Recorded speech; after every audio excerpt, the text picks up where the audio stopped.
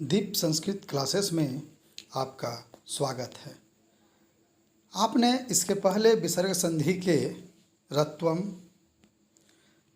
सत्वम और उत्वम के नियम को देख लिया होगा। आपके सामने प्रस्तुत है इसका तीसरा महत्वपूर्ण भाग, रत्वम या रुत्वम। परीक्षा की दृष्टि से सभी कंपटीशन और स्टेट बोर्ड्स में भी यह अत्यंत उपयोगी होता है।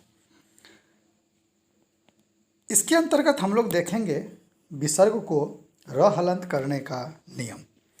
यदि आ को छोड़कर किसी भी अन्य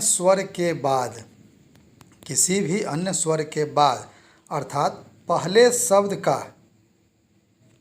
प्रथम वर्ण में विसर्ग से पहले आ को छोड़कर हर्षई दीर्घई हो सकता है, हर्षौ दीर्घौ हो सकता है, और उसके बाद यानी प्लस के बाद कोई स्वर वर्ण रहे, या किसी भी वर्ग अर्थात क वर्ग के अंतर्गत क ख ग घ अंग 5 वर्ण है, वह क वर्ग है।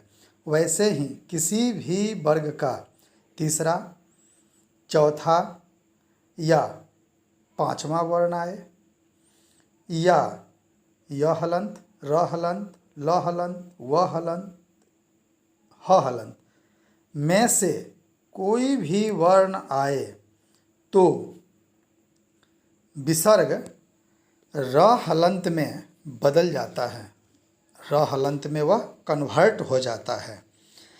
जैसे आपके सामने उदाहरण प्रस्तुत है, निह जोर बल बराबर निर्बल, जो कि विसर्ग से पहले आ से भिन्न ई स्वर है और बाद में ब, यर, प, फ, ब, प वर्ग का तीसरा वर्ण है, जिसके कारण विसर्ग र हलंत में कन्वर्ट हो गया। विसर्ग जब र हलंत में बदलता है तो वह व्यंजन के ऊपर रेफ के रूप में लिखा जाता है। लेकिन मुनिह जोर अयम, अगर विसर्ग से पहले हरस्व ई की मात्रा है और बाद में अयम स्वर वर्ण है, तो उस परिस्थिति में विसर्ग र हलंत में बदल रहा है, और र हलंत के साथ जब हम अ को जोड़ते हैं तो वह पूरा र हो जाता है, क्योंकि व्यंजन वर्ण तो हमेशा स्वर की सहायता से ही लिखा जाता है और बोला जाता है।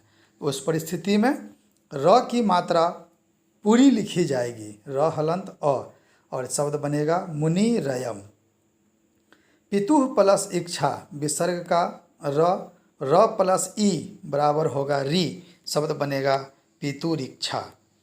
मुनिः प्लस याति, अब यह बाद वाला वर्ण व्यंजन से स्टार्ट है, तो उस परिस्थिति में र हलंत का पुनः रेफ होगा और वह य के ऊपर जाएगा, मुनिर याति।